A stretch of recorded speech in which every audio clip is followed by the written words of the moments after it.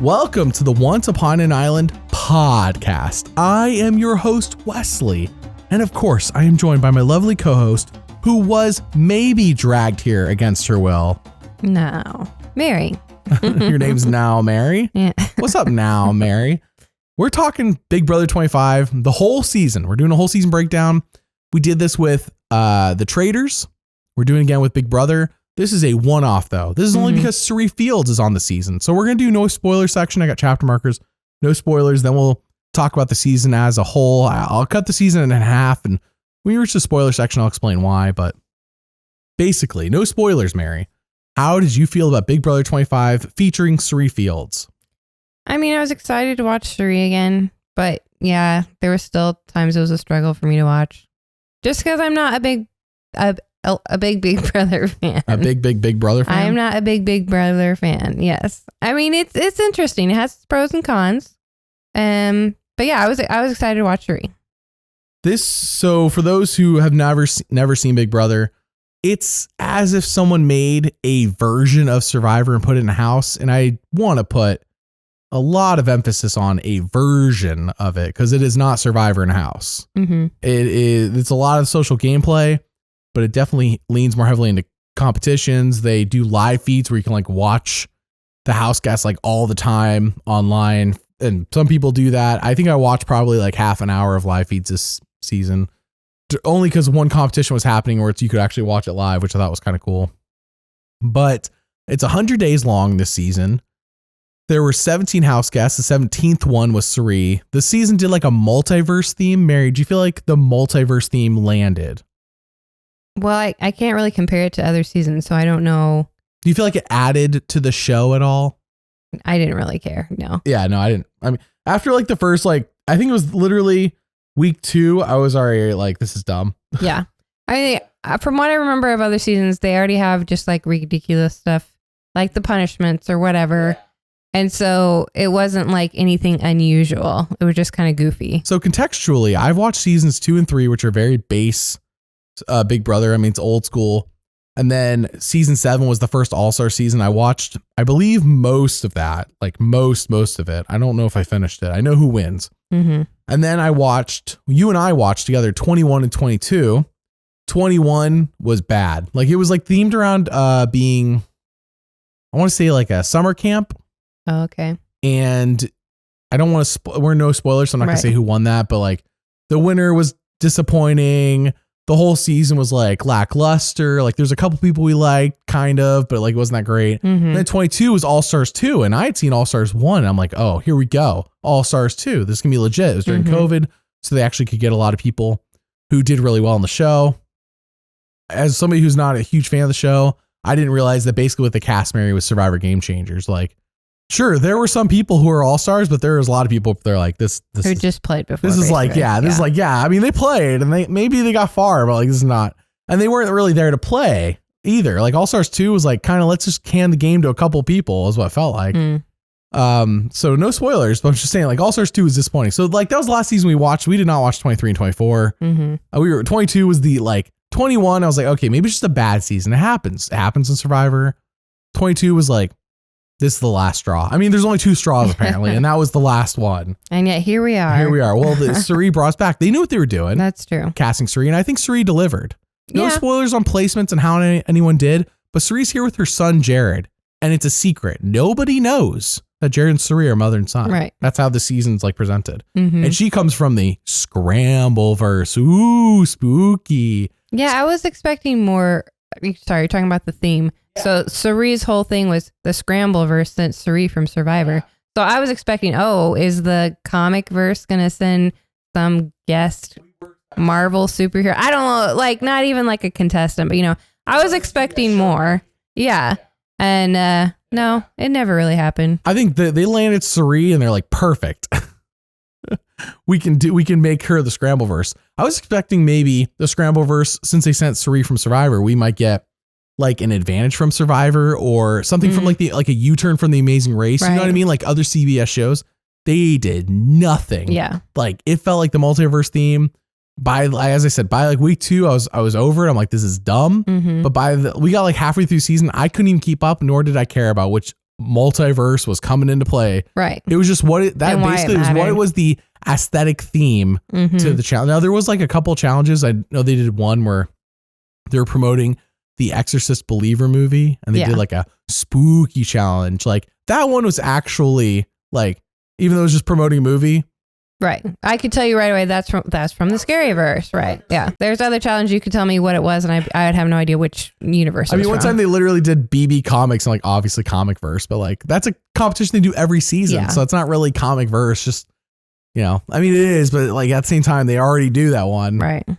So I will say there were definitely high points this season, but overall there was a lot of mid/boring points.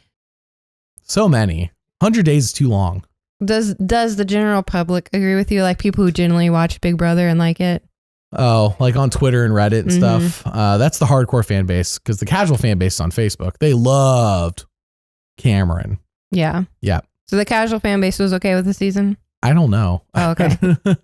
I just know they love Cameron. So online, I think most people think that, based on what I know without spoiling, is that I think the season started strong and kind of faltered by the end, is the general thought process. And I think I would generally agree. Right. Like most of the good stuff, in my opinion, was like the first half of the season. The second half was kind of like, yeah, things are happening, but can we move it along? For someone who doesn't really watch Big Brother like myself, I don't know really what to compare it with, so I didn't know how people were like reacting to it or not. Especially when you've only seen the 2 disappointing seasons you've seen. You have nothing good to compare it to. You don't even know what good Big Brother looks like. Comparing it to the other seasons, I thought it was a good season of Big Brother. Mary's like, is this the best season of all time? It's the best season I have watched. Yeah, that is true. This is the best season you've ever watched.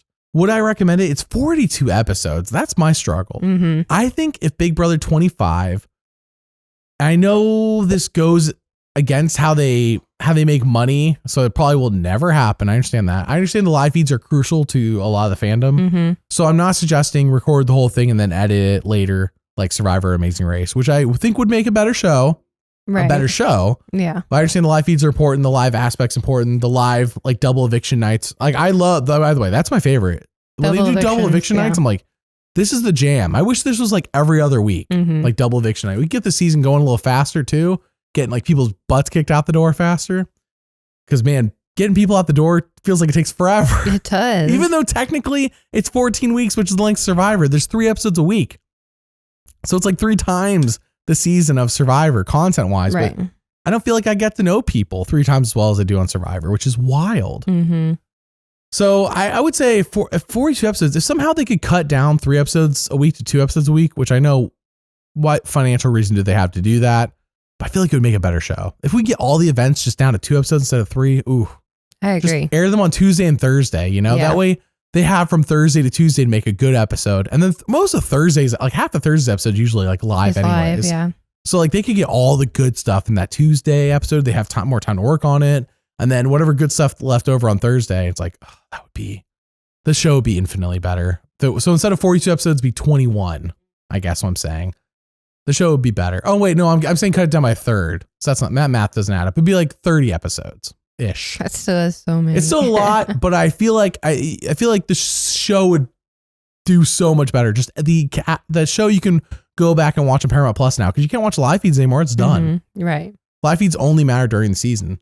So like once the show's done, you go back to rewatch. All you have are those edited episodes. And the edited episodes, from what I saw online, turns out live feeds, Mary, were amazing. There was like so much drama in the house and fighting and all this sort of stuff. And then the edit show, I'm like, where is all this stuff at that people were saying happened? I'm like, where is it? The show's so sanitized. It's almost like they treat you like a child. Yeah. Well, it feels like the show is for children sometimes. I mean, it feels very over the top and dramatic, not in the way you're talking about, like people mad at each other, but just dramatic in the challenges and dramatic in like the fake scripted confessionals. Yes. Ugh. There was one note at some point, and I wrote this down because you said this. I said, but this is our note, episode 4. We're still no spoilers. Don't worry. I put, so much explaining and re-explaining of everything that happens ever. Yes. That the show is for 10-year-olds and people with Alzheimer's. You Yes. said that and I wrote it down. That was episode 4, by the way. It's true. Every single veto, they say, this is the veto. It's like a script that they have to read. And I will now do this and da da da da da. I want to win a veto because I want to take myself off the block. Mm-hmm. Repeat 10 more times. Yeah. And then the confessionals are so you get to hear from every single cast. Because everybody doesn't do the competition at the same time. They're all doing it like separately most of the time. About what they're doing. Every person explains the same thing. Yeah. Oh, so again. I picked up the bottle that fell on the floor and then I couldn't remember which stack it went on. Oh no, I dropped the bottle from the floor. As you're watching them do it already. I don't need to hear the explanation. And I know they don't have, because they're locked in a house. Mm-hmm. They can't have, I guess they can't have like a host there, like Jeff narrating the challenge. Yeah, Julie Chen, her job is just show up on Thursdays, read whatever they got for her, and why look can't pretty. they have somebody come show up to the challenge? I don't think that's going to fix anything. That's not the issue. The issue sure. is straight up the fact they're forcing them to say, like, I get the first person, because if we get like 6, 7 people doing the same competition, the first person explain it, right? Yeah. Cool. Now let's just show the other 5 people, and let's be faster about it too. Like, we don't need to. The only times, like, there were a few times where like somebody would like misspell a word so egregiously, like, yeah, show every single time. Like, this person looks like a doofus, but most of the time it's just like, okay, I have to put these block on these other blocks and keep them steady. All right, second person. Okay, I have to pick up the blocks, put them on the other blocks, keep them steady. Third person. Okay, I have to pick up the blocks, put them on the blocks, keep them steady. Like, no, we got it the first time. Right. So the editing is so frustrating. The editing is very I'm not sure even like, the thing is, Mary, I went back and I've rewatched seasons. I watched seasons 2 and 3, and sure, like, competitions aren't as well. They don't look as great in that season, but the drama is so much better. And like, they have the same amount of time to edit. Yeah. That's the crazy part. Like, seasons 2 and 3, I'm like, are more intriguing episode to episode, just by how dated they feel. Mm-hmm. Like, this show does not age as like Survivor season 2 can be watched today and doesn't feel like 2001. I mean, it does in like some of the ways they're talking maybe. And especially like when they win like a 2001 car. Sure. But Big Brother, it's like season 2 and 3 like feels like 2001, 2002. So it's harder to go back to the seasons and rewatch them unless you like don't care about that. But what I'm saying is that like, it seems like it's weird. Like, the show's like moved from like this serious like drama in a house to like, let's be a wacky fun kids show that also features backstabbing. Yes. It's like one of those weird, what is it, like an Asian game show where it's loud, like sound effects and bright colors. But it's not funny. Yeah, but it's not funny.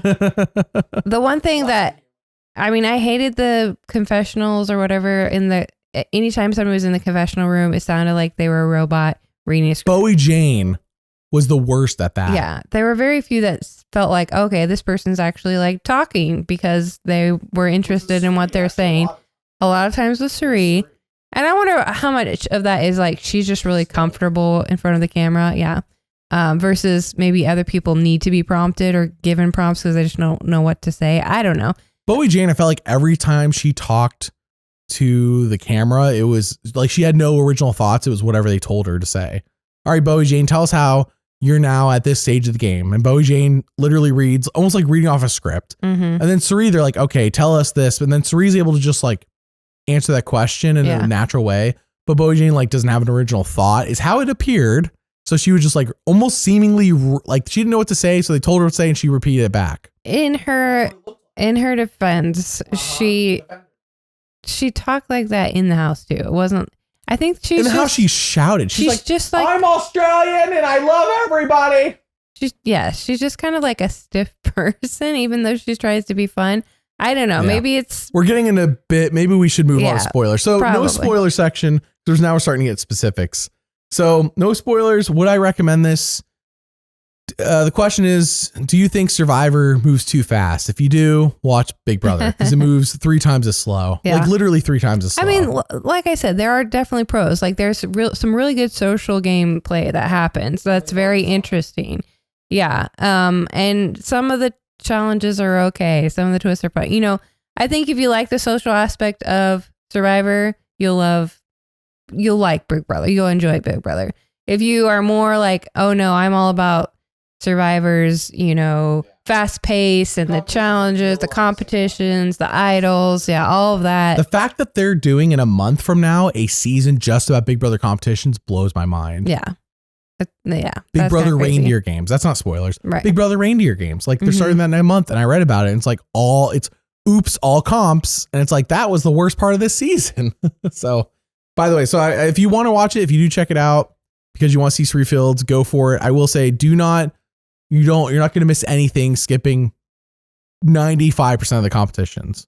There's like one where there's a zing bot and he like zings everybody by making jokes about them. That one I wouldn't skip, but like 95% of them, like the moment it starts, just skip it. Find out who wins. You'll save so much time because they spend.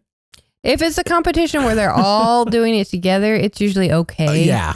But if it's a competition where they do one at a time, you can watch the first one. All of the one at a time, you can just skip. Yeah. If they do it all together, I agree with you because like you're right. Because especially when they do live comps, like, okay, well, this comp can't last more than 3 minutes. But when they're edited and it is like 5 or 6 people doing it individually, it's like 20 minutes of the 40-minute show. And I'm like, holy cow. So, I mean, there's quite a big fan base from Big Brother that also likes Survivor. And I think it's worth checking out at least once to see if you like it because it's a pretty good show. It's pretty good, but like I wish it had been 70 days. Yeah, it would have been much better. Yeah. I agree. Well, so check it out at your own risk. It's not terrible, but it is edited as they go. So there's not like they don't know where it's going. So a lot of times things are thrown in hoping that it's going to be important. And sometimes it's not, sometimes it is. And I can't blame them for that. Well, that's something actually I appreciate too, because they don't know who the winner is. So you can't like purple anybody, Oh, they can purple people. Yes, they can purple people. And but there's no like winner edit. Yes, there's no winner edit. So I did kind of enjoy that because it is much harder to determine who's going home, who's staying, who's winning. And yet it's still so predictable. Yeah, we did predict who was going home. We knew every week, like basically the moment the nominations happened, because how the show works is there's a person wins first competition to become a head of household. They get to nominate the only 2 people in the entire house who could be voted for. There could be 17 people in the house, but you can only vote for 2 of them, which I feel like drains so much of the drama because, okay, it can only be these 2 people. There's no last minute flip to get somebody else out, like in Survivor. Everybody's eligible except for a person with individual immunity. The only last minute flip is if you win the veto, you can pull someone off the block and then someone else has to go back up. So they do a second competition, which is what Mary's describing, a veto competition, which is basically like individual immunity. Except if you win it and you weren't on the block, you can take someone off the block. Otherwise, you can just take yourself off the block because why would you leave yourself on there? And then somebody else gets nominated. But like, yeah, I don't know, Mary. I think. But still, either way, there's only a total of 3 people. That would be another thing is if they got rid of the block. Then it's like too much like Survivor. Just get rid of the block and just the head of household wins immunity. And the head of household can maybe give one, like that's their job. They can give 1 or maybe 2 other people immunity instead of they can they can hand out 2 immunities. And I'm just calling immunities for our sake. Right. And then I don't know if they need a veto comp, but if they do, then their other comp could be for food or reward. They used to do, by the way, every week a food/luxury reward. And it would be for money or prizes or for food in the house that they wanted, like lobster. Yeah. I mean, that would be infinitely better than just everyone being available to be voted off would add so much. It would, but I think that would be a big change. And I don't think this is too much of a format that it's almost like not Big Brother anymore. All right. Well, that's our no spoiler section. I am currently in the process of making a Cirie Fields Big Brother 25 video. It's going to be massive. It's going to be, I'm estimating 50 minutes to an hour long. That will be on Patreon, which is free to sign up for. Links in the description for that. It'll be on Patreon in the next week from when you're listening to this. We are now moving into the spoiler section. If you want no spoilers, check out and get out of here. For those who are still here, we're going hard on spoilers. We're saying everything. We're not holding anything back. Jag won. There you go. Okay. Just all right. That's what I'm saying. Like, okay. You know what I mean? Jag won this thing. So with that in mind, we have to remember that Jag won this thing. Beat Matt 5-2. Just generally, how did you feel about that? I thought it was I figured it was going to happen. Jag was the better player overall. They came in there clearly already ready to vote for who they're going to vote for. So when they did the final questions, like they knew. It didn't matter how Matt or Jag answered the questions, even though Jag was super aggressive in his answers. Mary, at one point, he was literally talking about, because Mary was not there for every moment of the finale. She watched probably 40 of the 42 episodes we watched, like in full. She was not there for the whole finale, but at one point he was like, I washed my hands in the blood of your guys' like losses. Like, and I'm paraphrasing, but I'm like, seriously, he was talking about the blood of them. And when he cut them from the game, like, where was this the whole season? This is aggressive. It was very aggressive the way he was saying it. So at one point, Cirie started laughing from how like off the wall it was. So maybe he knew he had to come across that way because he had to stand out from Matt, who's sweet and nice, I guess. I don't know. And Matt like came in like he had never even heard of like what to say. Like the finale, Matt was like kind of just winging it. And Jag came in like he wrote a script. Yeah. Like Jag was ready and Matt was not. Yeah. But I don't think that would have changed the 5-2 vote. Probably not. Yeah. But let's talk about Cirie. We're doing this. So we're going to go. I wrote down my notes week by week, sometimes episode by episode. But we're going to do how I'm cutting up this, as you'll see in the chapter markers if you haven't seen it already. We're going to go pre-zombies, post-zombies. For those who watch the season, you know exactly what we're talking about. Zombies was like the midpoint of the season, the zombies twist. So we're doing pre-zombies because I feel like pre-zombies, that's a good part of the season for the most part. Post-zombies, oh my gosh, it's gotten so boring. We know exactly what's going to happen and nothing changes because people just start dominating comps in a way that's like so predictable. Yeah. So episode 1, this premiere, Mary, was an hour and 6 minutes without commercials. And it was so dry. So boring. So dry. Well, because it's live. Yeah. They had like their whole pre-record segment introducing you to everybody, and that was pretty fun. That's only like 15 minutes. And then they're just like standing there on stage as Julie talks about the season. Yeah. There's no music. There's nothing. And I like Julie Chen Moves, but she cannot talk well. She's had too much plastic service. I can't talk well. She's had too much plastic surgery and cannot open her mouth correctly or something. Yeah. Like every single episode, I would like count and see how many times she messed up saying something. Mary. And so it's just not interesting at all to hear her talk about the contestants as she stumbles over her words and introduces them. And I don't know. I just did not like Jeff's one of a kind, Mary. Yeah, I know Jeff's one of a kind. And Phil probably gets multiple takes for his stuff. Except for when he says you're the first person to arrive on the mat or whatever. Sure, I understand she has more pressure because hers is live. Is all live. Yeah. I get that. I understand. I'm just saying that they could definitely update it a little bit so that there's music or something. Yes, no, I agree. Because it's just so boring. The live finale, live premiere just go out the window. I don't need to see them live move in. I really don't. Well, and most of it is, so it's the premiere. You're getting to know the contestants. And like you said, the pre-recorded stuff is fine, but they enter like 6 at a time. So six go in and you hear those 6 people's story. Yeah, it's a group. I don't know exactly the split, but there's 16 and they do groups of 4 because 4 groups go in. Oh, there's 4. So whatever. Yeah, that's even worse. Yeah. That's not like 2 groups. It's like, it's literally 1 group at a time. And that would have been okay if we were hearing maybe like seeing their live reactions to meeting each other, but maybe that would have been boring. I don't know. It was just mainly pre-recorded, staged, awkwardly standing, maybe a few seconds of the new 4 people that go in. Oh no, we've almost forgot. Remember the stupid time laser thing they do to change the house? And they're like showing people's reactions in the bottom of the screen. And they're showing people really and nobody cares. Yeah. Nobody's interested as these Big Brother alumni come back and do the scripted time laser thing they've already pre-recorded to change the house to make it look the way they did. Right. And it's like, it's funny. The reactions, like nobody is like. So when the contestants don't even care about what's being shown on screen, why should you care about what's being shown on screen? It was a bad start to a season that we were actually looking forward to it. Yeah. I mean, I was looking forward to seeing Cirie. Yeah, that's what I mean. Yeah. And her son, Jared, who's on here. And Corey, by the way, now that we're in spoilers, Corey is Zach Wurtenberger's brother. Zach only made it 1 episode of Survivor 42. So it was funny that Corey, so when Jared's there and then Corey's there, it's like there's Survivor connections. Yeah. Like Zach got more screen time this season than he did on Survivor. Like they brought up Zach and they even showed Zach at some point. Like how did Zach get so much love this season? Well, it was mainly Corey making fun of Zach, but sure. Yeah. Very boring. Very boring premiere. Horrendous. And they have 4 competitions and then 4 nominees. Not that it really mattered because whoever gets HOH got to end up taking 2 of them off the block. So it's an hour and 6 minutes, and at the very, very end, Cirie shows up. very end, last minute. And then that's it for the episode. I'm like, holy cow, I should just start with episode 2. Yeah. Basically. So I think the big thing here in this first week is that nobody is supposed to know who Jared and Cirie are, but Izzy does. Mm-hmm. Because Izzy stalks them on social media. Yeah, she's like a big Cirie fan and follows her on social media.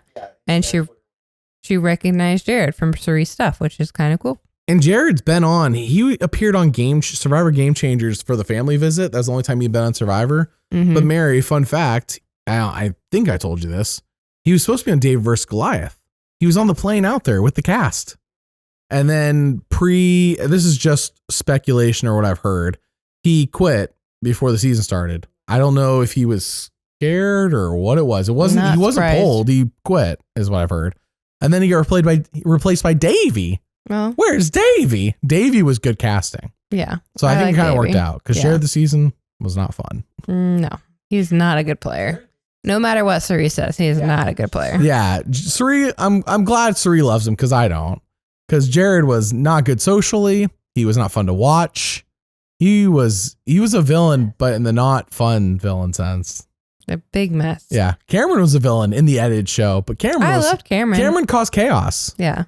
Jared just caused annoyance. Yes. Yeah. And hurt feelings. And I hear in the live feeds that they were both terrible. So I didn't watch the live feeds though. We're here to really talk about the edited show. Yeah.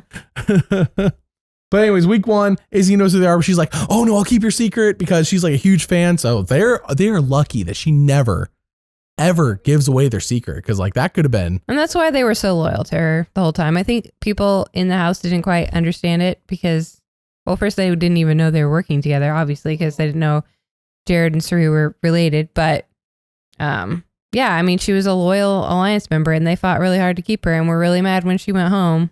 So. Well, yeah, she goes home like week 5, I think, which was the beginning of the end for Cirie's game at that point. But anyways, this first week, Jared's on the block from losing a comp, which is surprising considering how he does later on with comps. But here he loses the first comp that he's in. He's on the block, but he gets taken off when Riley becomes HOH. But really, it's weird because we had seen people get eliminated early, I think in 21, but it was like a twist. This season, a guy gets eliminated early because he says the N-bomb. Long story short, he gets expelled. Like, I don't know what day it was, but we were shown it in episode 4, but they did not cancel the eviction, Mary. And in past seasons, if somebody gets pulled early, I heard in 24 that somebody got pulled early, and I don't know if it was like a medical thing or if they did something to get kicked off, but they canceled the eviction that first week. Right. But they didn't do it this season. Maybe it's just early in the game. What's up with casting, by the way? Having people like, this should be like 101. Like, I don't care if you're joking. Don't even, because he was like kind of saying it in a jovial way and Jared didn't take offense to it, but. Well, he was talking to Corey, but Jared was there. He was talking to Corey, but Jared was in the room.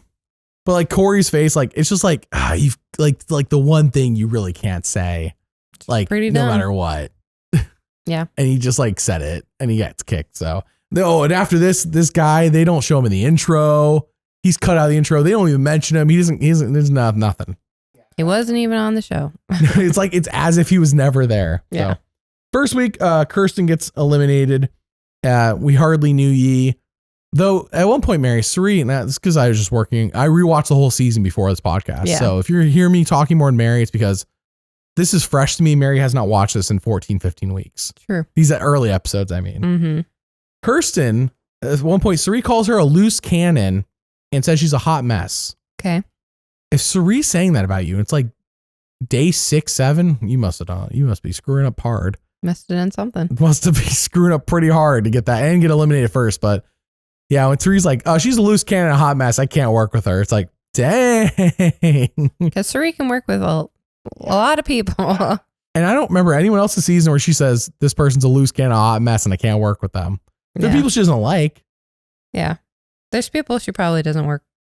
Well, I don't know if she says that she can't work with them though. So you're right. Very interesting. I will say, I don't know if it's this time or later because I didn't take notes of everything. That'd be insane. But the older people in the house do make an alliance, like Red, Cirie, Heisem, Felicia. Felicia's good casting as well. Izzy. Is Izzy an older person? She was in the Alliance. The Professor's Alliance. Yeah, they call them. It was the Professor's Alliance. Mhm. I didn't keep up with all the names. There's so many fake alliances, and they like would cut and show every single. They're like, if you say somebody's name, they have to cut to that person's face, even if it's the finale. They're like, Jack would be like, I'm working with Matt, and they cut to Matt's face. There's only 3 people in the house. I know who Matt is. You don't have to show him. That was another thing that we commented on every week. It was just like, yeah, my alliance. And then they would do the same sound effect. Boom, Yeah. boom, boom, boom, boom. and show the faces of the people in their alliance. Boom, Which boom. again, week 1, that's fine because there are 17 people. Week 2, it's fine. Week 2, it might be fine. But yes, finale week, when you're talking about your alliance and it's like, boom, boom. I don't know if I'm going to cut Bowie Jane or not. Cut to Bowie Jane. Boom. Like, all right, bro, I know who Bowie Jane is. That is ridiculous. Ridiculous editing for that. So he'd be like, Felicia's the worst. Cut to Felicia. Boom. Like, I know who these, you don't have to show them. I know who they are. Yeah. Bit much. But especially when they say the name of an alliance and then the confessional has to stop so they can go boom, boom, Yes. boom. It'd be one thing if they kept talking, because in Survivor, they'll talk about somebody, Mm-hmm. you know, for And show example, their let's say face. Tony's talking about Sarah Lucina. Mhm. We're trying to keep this timeless. I don't want to talk about current season. Tony's talking about Sarah Lucina, Winners at War. And he's like, oh, you know, me and Sarah, we really like to hang out. We're going to do Cops Are Us, and they'll show Sarah, but they don't stop Tony talking. Yeah. So it's okay. Like, Yeah. it doesn't interrupt the flow of Mhm. the thought. But in Big Brother, for some reason, it interrupts the flow of the thought. Like, they stop talking. We then see the 8 people in this alliance's faces one at a time. We can't do them as a group, one at a time. Yeah. And then we come back to the confessional. It's like, oh my gosh. Yeah. Just because they have so much time to burn, I guess, basically. But this older person alliance, I feel like it's important because Heist informs them, and I'm like, this is good. Like, if they actually had stuck together, they could have made something happen. They started cutting each other too early. Yeah. Well, Like, it's true. Big Brother is so, like, the younger you are, the better you are at comps. That's who dominates. If you can Mhm. cut those people early, mm-hmm. they screwed up. They did. They did. And well, My again, opinion. we disagree on this a little bit because you think this is a major point in Cirie's game. I think this is a huge point when Heisem goes on week 3. When Heisem goes. Mhm. And I was saying that this wasn't a bad move for Cirie at the time, because the reason he got nominated and voted out in the first place was because he went over to the Young People's Alliance and was trying to work with them. And they told Izzy, and Izzy then tells the Alliance. So, And he did want to target Jared, but like, that was just talk. Like, that wasn't like, that's my number one target is Jared. It's kind of like he was thrown out there, and Cirie's like, not on my Yeah. watch, you know? well, that was also Cirie's biggest downfall in this game was playing with Jared, honestly, because she protected him too much and put her neck out on the line for him and alienated herself from people way too early. So She burned bridges sometimes when she didn't need to, and it's like most of it was covering up for Jared. mhm, Most of it. yes. But here's the thing. So it's like, on one hand, Jared tanked Cirie's game, but Cirie also tanked her own game. Like, she made her own decisions. She's an adult. She's a grown adult. She made her own decisions. Sure. She did it to the detriment of her game in hopes to help Jared. Because really, what Cirie wanted was final 2 with her and Jared, and to have Jared win. That's what she wanted. Mhm. Cirie did not come here to win Big Brother 25. She came here to play Big Brother 25 with her son.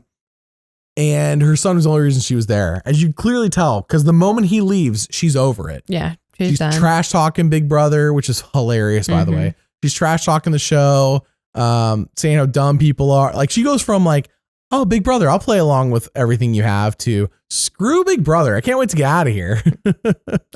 She was still classy about it. I mean, she didn't. Yeah, but yeah, she definitely wasn't having fun anymore. Definitely mentioned how she was ready to go home, and she didn't play it probably as well as she could have after that because she didn't care. So the competition we were talking about during the non-spoiler section that I was like, I'm over the verses, was the Scary Nether region when they go to the neighborhood and they have to like pick places to not get killed. Yeah. And then it's like, it was like half of the people in the neighborhood that they were filming this in, if you guys remember who watched it, like if you look, like half of the group's almost like the left half or the right half, I forgot which half, but like half the group that were all together looked like, oh no, like they're into acting like fools for this competition. The other half were just staying there normal. Yeah. I would have been the normal half. Yeah. I would just like so dumb. And I'm sure they tell them, hey, please act like. But they can't whatever. force them to. Yeah. And that's why half and half. And I thought it was funny. Well, and it's so bad because they have to run to this portal when they get eliminated, and then they appear back in the house. Yeah, they run like through the backyard. Yeah. It was like overproduced, but like overproduced stupidity. It wasn't. That's a lot of Big Brother. It's like it's like sometimes underproduced on the good stuff and overproduced on the dumb stuff. Like they're focusing on the wrong stuff. Mm-hmm. I agree. And to give them credit, they've been here for 25 years, so they know to an extent what their audience wants. Yeah. But it's like, man, this show could be better if they focused more on the stuff that drives me to want to watch any show like this over and over. Yeah. The silly stuff actually takes me out of wanting to watch it. So we're not gonna talk about every competition. That was just like the one where it's like, man, they put a lot of effort into this one. They really wanted this one, and it did not land for me. So week 1, Kirsten went out. Week 2, Riley went out. And we might as well talk about Riley and Matt now, because it only gets weirder later. Because in the first 2 weeks, I don't remember Riley and Matt. I mean, like Matt said she was cute. Matt is a deaf Olympian. Matt in the edited show for me was pretty good. I liked him. I had nothing against him in the edited show. I heard on live feeds he made like a shrine of Riley. I did not see this myself. I only heard about it. Aww. And people were like, what you're saying, aw. But here's the thing, the first 2 weeks, like there was nothing shown of Riley showing interest in him the way he was interested in her. Yeah. Like from the very beginning, from what I remember, he's like, oh, Riley's cute. I'm interested in her. Mm-hmm. And like, that's about as far as it went on the show. Like Riley's cute. I'm interested in her, but Riley was just like friends with Matt. Right. I kind of thought he was going to get friend zoned, honestly. But then she went out and it didn't seem to really matter. I am shocked when he becomes HOH later on the season and gets a letter from Riley and she has a picture with his mom, and then a finale night. They don't even talk about America and Corey, the actual legit showmance this season, or Jared and Blue, who were more of like, let's have relations in the house and use all the condoms, mance. Yeah. They focus on Riley and Matt. Riley, who's there for 2 weeks. Like, did the casual audience even remember who Riley is? Yeah, because Matt brought him up. Yeah, brought her up. It was weird. Like, why is that? And then finale night, Matt's like, I won $75,000 and I got a girlfriend. Can I do better than that? And then Jag's like, well, I can't beat that. Can't beat that. Yeah. And Jag's like, well, actually, I'll beat you. Yeah. You can. I don't think Riley and Matt are going to last. You have no, it felt too scripted. Yes, but you don't know. I don't know. Out of the 3 showmances on the show, the one I think has the most staying power is Corey in America. Ironically, yes. By the way, I found out America's Twitter today. I looked at it. America was a nut, like a nerdy nut before she ever went on the show. So the fact that she's into Corey makes sense. Well, yeah. Well, because she looks like she's probably, I don't know, one of the most attractive people on the cast. She doesn't look like Corey would be her type, is what you meant to say. Yeah, like she wouldn't be into someone like Corey. So when she is, it's like, huh. But it turns out, oh, she's one of us. Yeah. She probably listens to podcasts about Big Brother and stuff. Like, America's kind of a nut, like in a good way. So it was funny that I think they'll last. I don't know if I'm not saying they're getting married and have kids. I'm saying I think they'll last the most out of the 3. Yeah. Yeah, I'm sure out of the 3. Blue and Jared feel strictly like, I feel like Blue's dedicated to Jared, but I feel like Jared's a player. Well, Blue was ready to break up with him in the Big Brother house at one point because he was being a jerk. Yeah. So I don't think. But Blue kept this. By the way, Jared at some point early on tells her that his mother's in the house. Yeah. And he tries to imply it's Felicia, but then we cut to a confessional of Blue going, no, it's Cirie. Right. She figured it out right away. The moment he said it, she's like, oh no, I connect the dots. You can see it in the faces too. Yeah. Like Cirie and Jared have a lot of similar facial features too. And thankfully Blue keeps a secret, because Cirie, by the way, doesn't even find out that Jared told Blue this until the very end. That's true. I wondered why Blue didn't tell her after Jared went home, or, at any point, but I think Blue was like dedicated to keeping it a secret. Yeah. Good but, and not that it would have made any difference in terms of like, she already tried saving Blue as it was. Yeah. And it didn't work out. So it wasn't like Cirie could have done anything to change their fates, knowing that. But she was ticked at Jared at the end. Yes. That the whole time Blue knew this and Cirie, like Jared's keeping secrets from his mom. But in the opening package, Mary, when the pre-edited and the premiere, Cirie literally, he says, Mom, what do you think about me getting a showmance? He says this before he's even on the cast in the show, like before he meets anyone else. He's already talking about getting a showmance. So like, oh yeah, because he's a player. Whereas like Corey in America, I feel like naturally happened. Yeah. Like he went in the house like, okay, who's the hot girl that I can have relations with? Right. And then by episode, where is it? My notes here. It's somewhere in week 3 or 4. I want to say week 4. By week 4, someone tries to grab the condoms out of the supply room, storage room, whatever it's called, and to give them and put them like in Corey America's bed because they've been cuddling a lot. By the way, they have not kissed at this point. That was a big deal for them. America's like, I hadn't even learned how to kiss until a year ago. And she's like 27, I think. And Corey, like, she had to teach him how to kiss. And then remember, there's a joke later on in the season. Julie's like, she taught him how to kiss. He taught her about the Constitution. Yeah. It was funny. Like, it was pretty funny. And then, but Jag's going to teach them something. I forgot what it was.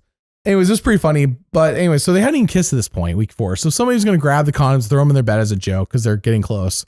Well, the condoms are missing, and not just some of them. The whole box is gone, which either implies A, they've all been used by Jared and Blue, or B, Jared and Blue are hoarding them somewhere. Yeah, I think they, whatever. I don't know.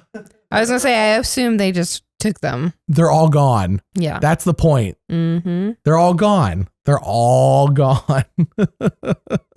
And all we get in the like show is like Jared winking at the camera. So the very limited live feeds I got to see, someone should put a clip on Twitter of Jared cleaning up where they had relations with like a little like rag. And it was like unclean the way he was he cleaned, not really clean. Right. I hope no one else sat there the rest of the season. Oh my gosh. It was unclean is the word. Put a black light there. It's unclean. You know what I mean?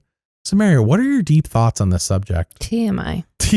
Yeah. Even Cirie was like, I more than I ever needed to know about him, but she told him to not do this. Like week 2 or 3, she's like, dude, you need to cut it out with Blue. Like you're going to like, you're focusing on the wrong thing. Yeah. And you're going to tank her game. And cut to a confessional of Jared being like, yeah, my mom's been a survivor and she knows a lot, but I'm going to play my own game. I want to be, I know my mom's a survivor legend. She's really good, but I want to be my own player. I'm going to do my own thing. Yeah. Like that was like Jared on repeat the whole time he's in the house. Yeah. Like listen to your mother. She's like, Cirie ain't the perfect player. She's really good. She could teach him a lot about social, which is what he needs because he was already fine in comps. Yeah.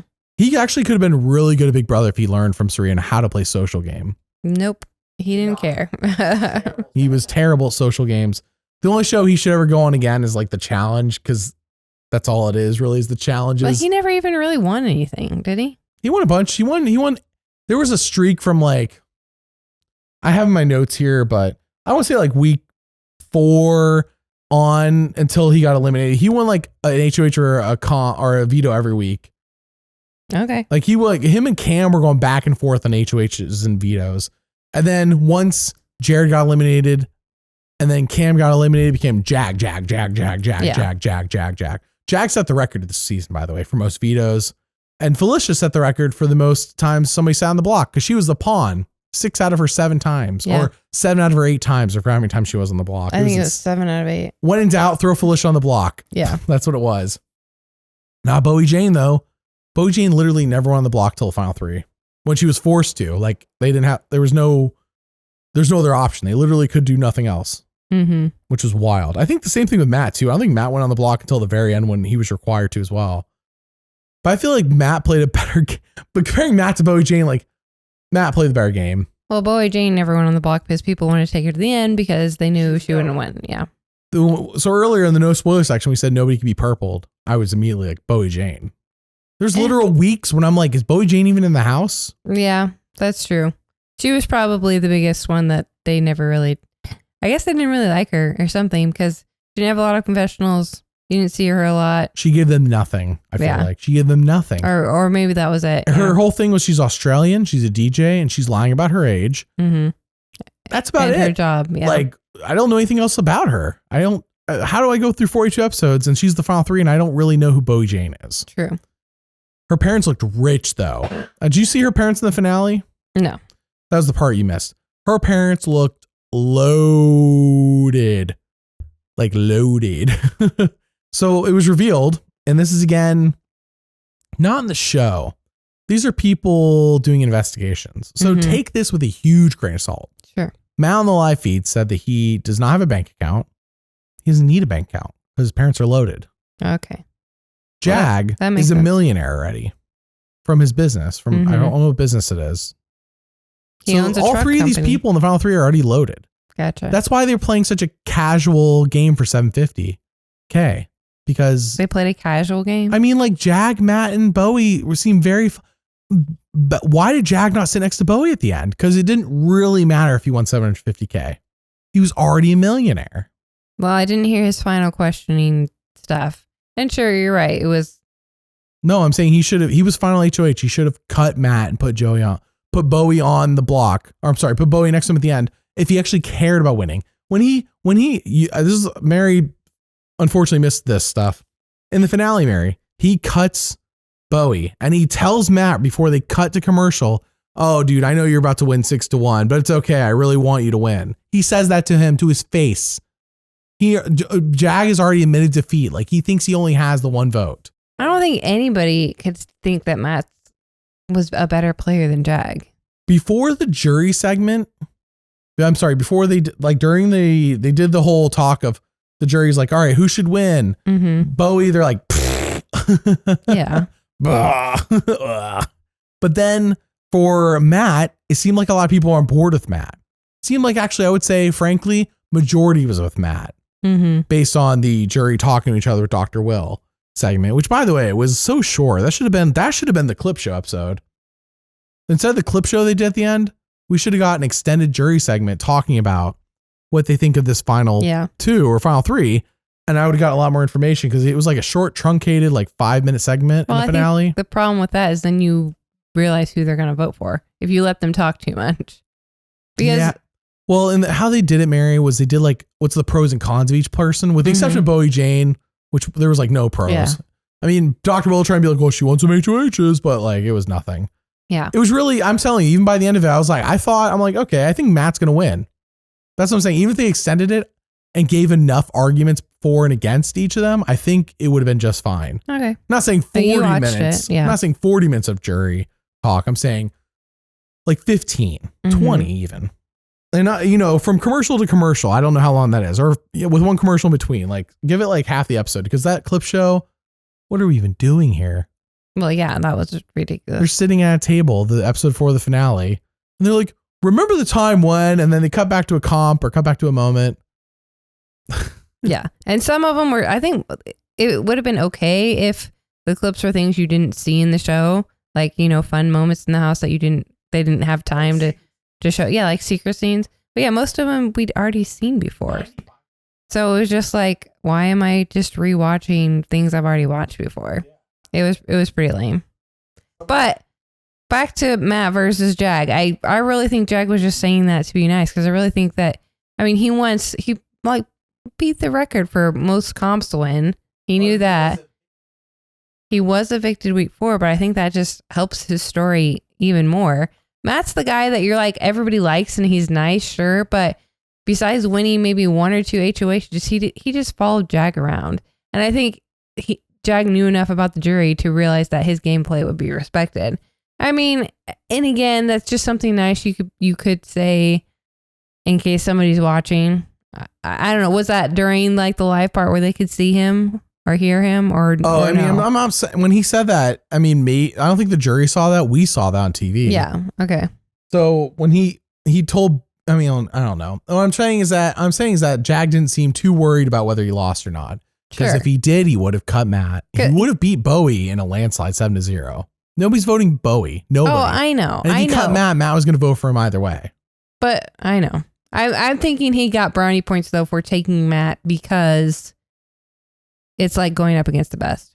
Because people always say they're going to do that and then they never do. They take people they think they can beat. Very rarely do they. Yeah. Like Steven and JT actually taking charge of the end and Tokens a survivor.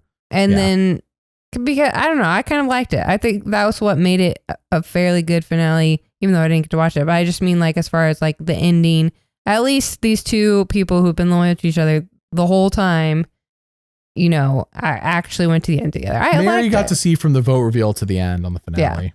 Yeah. And we should say that it's Cirie's fault that Jag won, because after Jag got voted out, she told Matt to use the secret advantage, which caused him to come back into the game. Heisem going was, in my opinion, a pretty big deal in the long run. Like at the moment, it seemed like, okay, yeah, sure, eliminate him, whatever.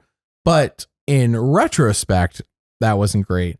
But then I think, yes, when Matt wins that BB power of invincibility, that America got to choose who was going for it. It was Cirie, who took, by the way, like 15 minutes to do it or something like that. Mm-hmm. The simple, like that was like a Survivor challenge almost, that it was like rolling a ball down a thing. They had to move it. Mm-hmm. They do it in Survivor, much more complicated in Survivor. Mm-hmm. And then Corey does it in like 53 seconds. So it shows you just the divide between like Cirie and Corey on that. Yeah.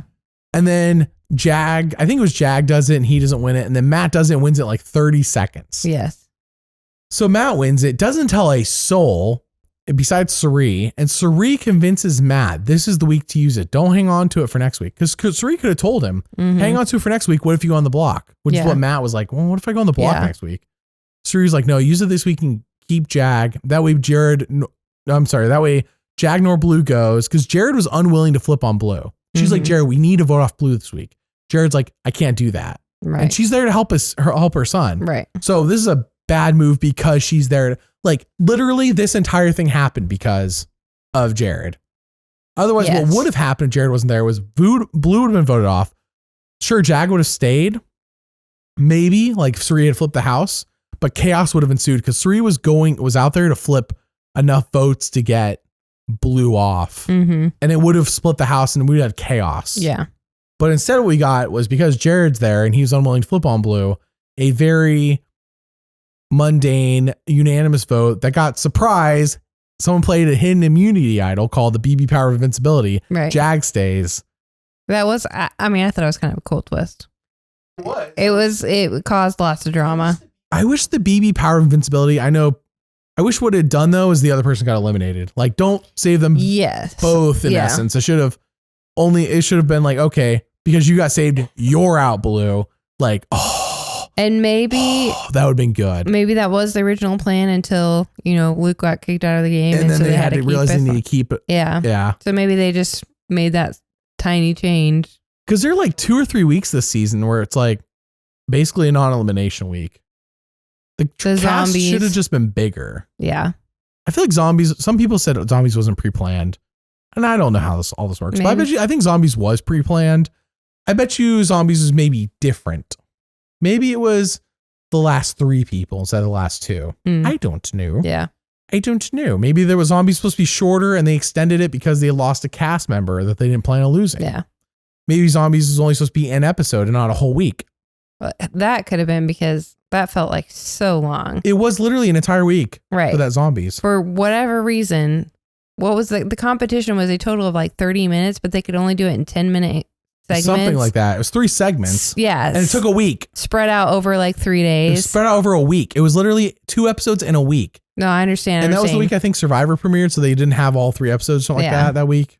It was just too much. I'm like, why? And we watched the competition almost in real time.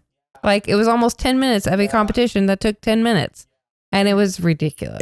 And by the way, Jared, while competing against Cam, because they both just got evicted on double eviction night. Jared, while competing with Cam, if you go back and rewatch, if you feel like it for some reason, you notice Cam's like, okay, so the goal is to get all the balls in there, all 30 balls or whatever. He starts with all the small balls because those are less likely to bounce out. Jared's put all the big balls in first. In fact, there was more balls than they needed to get, I believe. And Cam's like, get all the smallest balls in there. And Cirie like tries to help Jared like do better. And he does not listen again. No. She's like, here's how to do better when you do part 2 and part 3. He doesn't listen. Nope.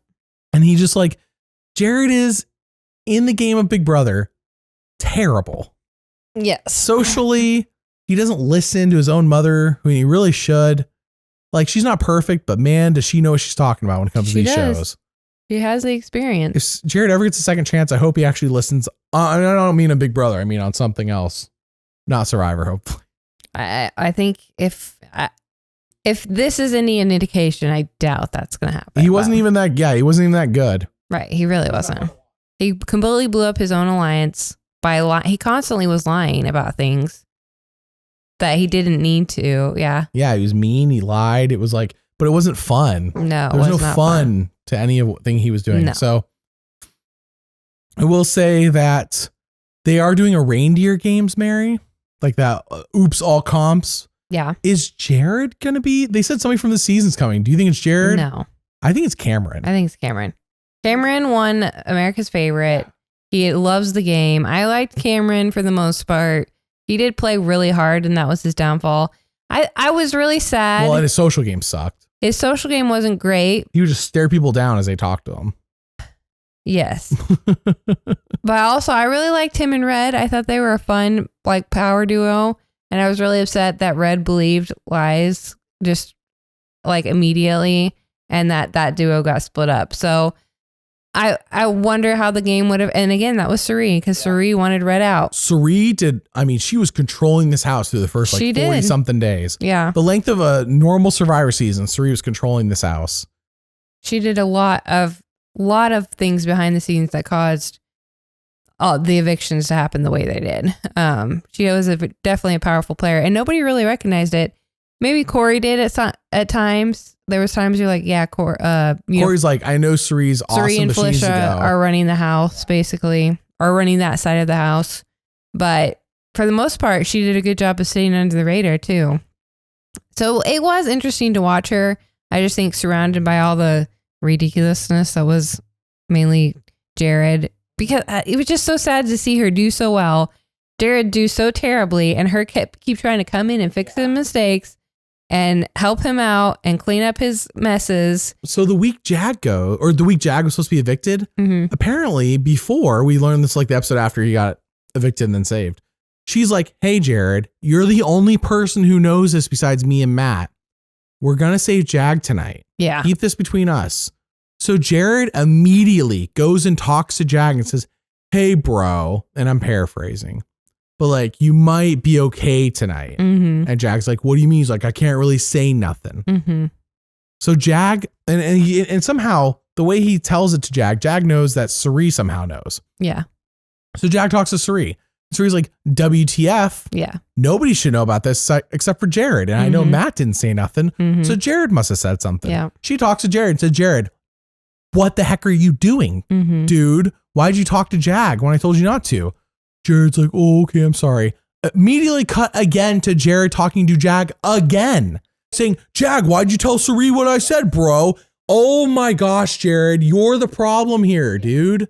Cirie was like, you need to fix this in the sense of go come clean. It's okay. He already knows. But instead he basically goes and threatens Jag again. Like, "Hey, I can't keep you around if you're gonna like tell stuff that I tell you." Golly, dude. It was so annoying. Jared, I don't know. What is it? Insecure is not the word. Thick-headed. I don't know what the word here is for it, but it is terrible. Terrible. If this is any indication, he was not gonna do well at Survivor. They might have edited him nicer on Survivor because he would have been David versus Goliath, and they only had regular size episodes. And that cast was so much fun. They would have been like, "We'll show only as much Jared as we need to." Yeah. Unfortunately, though, I bet the way he played here, though, he would have tanked the David tribe. He would have. Davey helped the David tribe succeed. Davey got 6th place. He helped that tribe succeed. Yeah.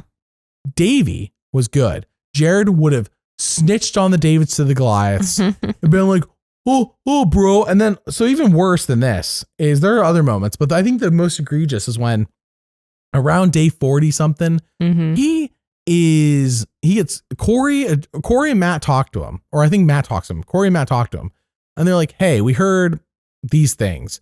And Jared's like, "Oh, no, definitely not." And then they're like, "No, like for a fact, we know this is true." Yeah. And Jared doubles down on his lies. He's like yelling at Corey, and then he's like yelling at Corey for like, this is like an 18-minute segment out of the edited episode. So this is a huge event. The fact that it's taking this much out of the episode. He's yelling at Corey, and then for all this time, and then Corey finally gets a chance to speak, and Corey's normal.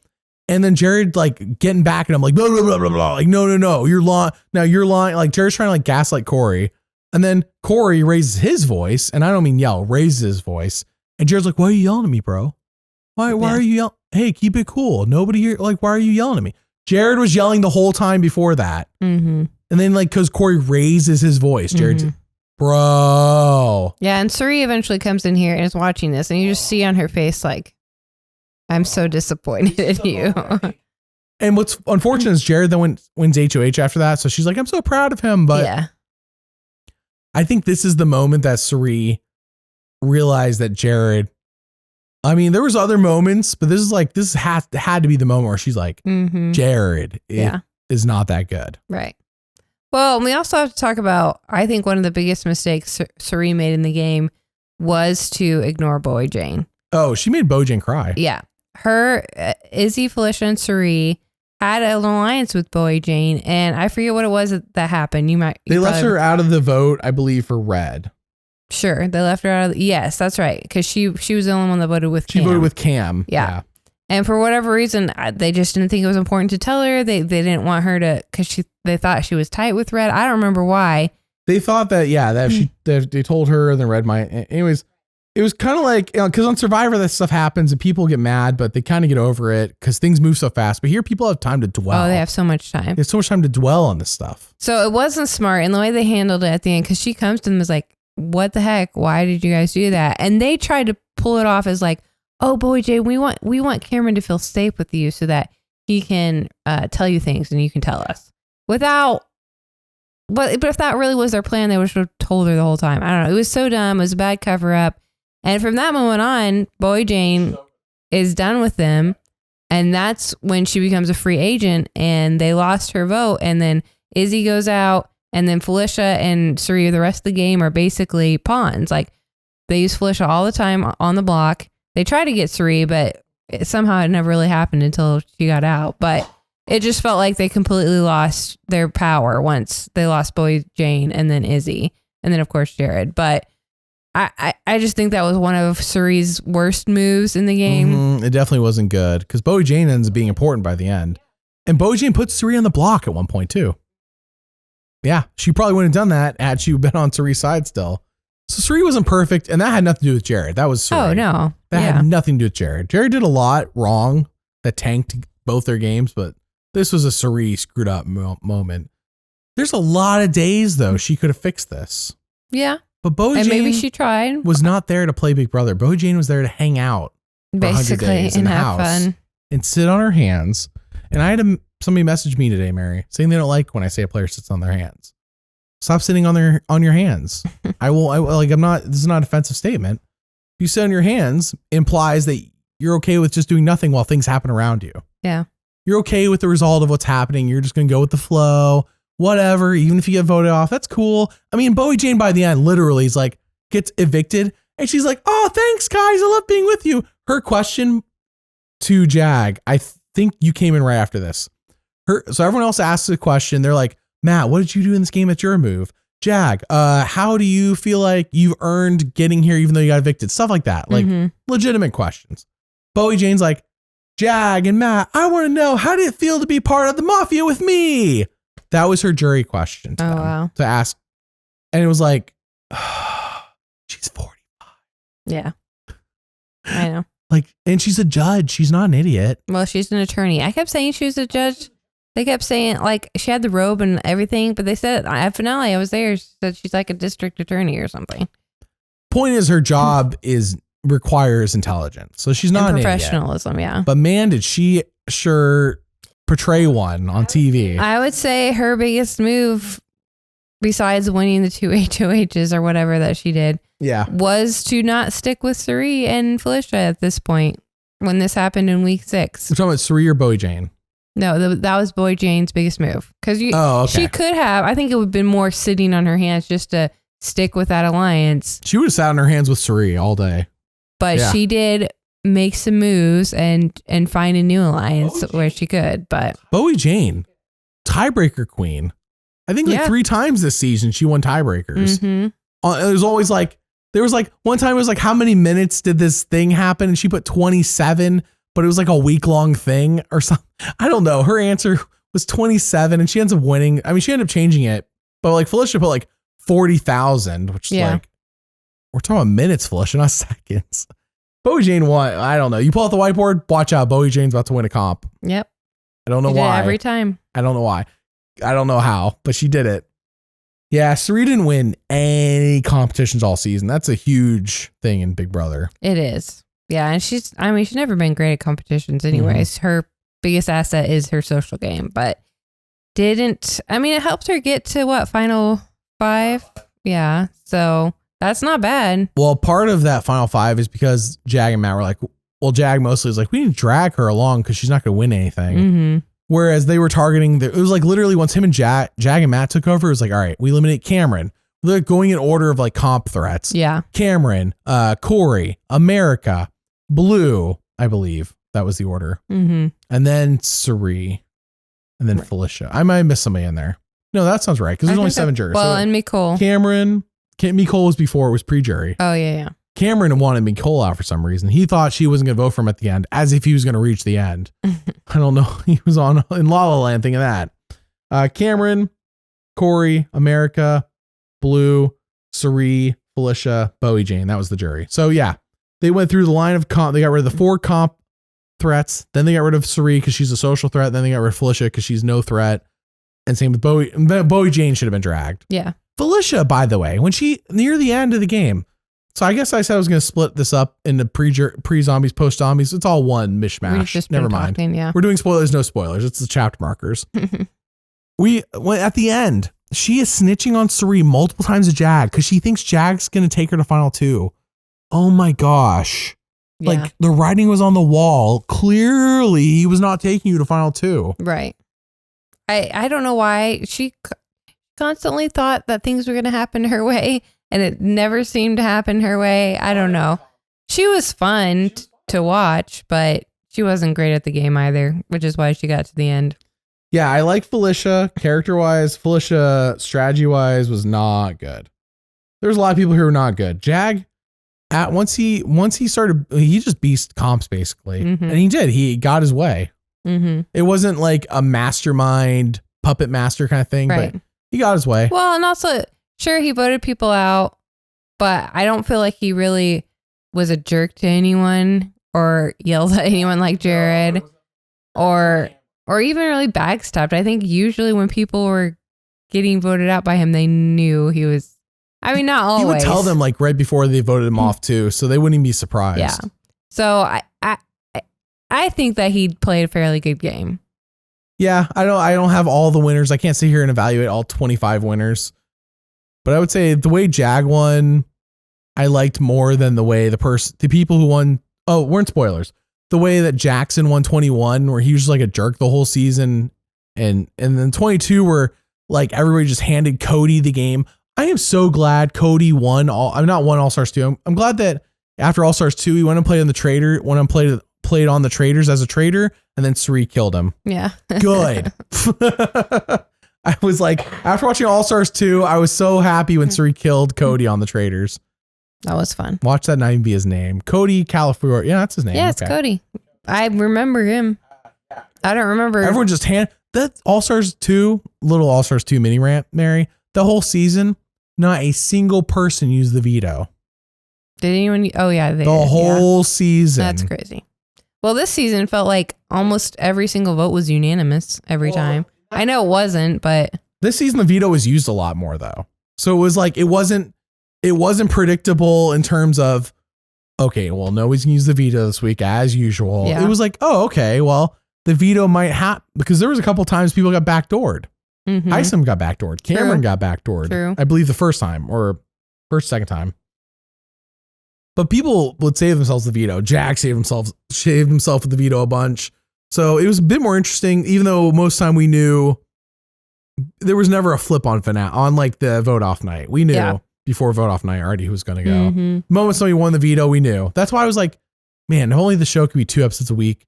Because the moment the veto happens, I almost wish we could like, can we speed it along and just get to the eviction? Because I already knew it was going once the veto's been won. Basically. Pre-veto, maybe. Post-veto, done. Yeah. Done. Yeah. But Jag is a winner. He's okay. But yes, the voting unanimously. I have a solution to this, and other people have talked about it because it feels like a lot of the unanimous voting is because Julie says, she doesn't say who votes who, of course. Mm-hmm. It's not even like Survivor where you see the handwriting. you think Survivor, that would like encourage people to vote with, no, on Survivor, people are more willing to take risks like that. When like most of the time they're like, okay, we'll take a risk and go for it. Even on Big Brother, there's no risk. It's like in a vote of 8-0, blah, blah, blah has been evicted. Yeah. It's like, God forbid she says 7-1. Cause then the rest of the week's like, well, who is the one vote? Well, it wasn't me. Like, who cares? That one, why did somebody why was that one vote for me? You know, like, and then of course they find out because nobody can keep their mouth shut. Well, and I think that is because it's so long. It's even if it's not 100 days, and they have so much time, and they don't have. I mean, at least in Survivor, you have like the boat rides where you can't talk, and then you get to the challenge, and you do that, and then you might have this.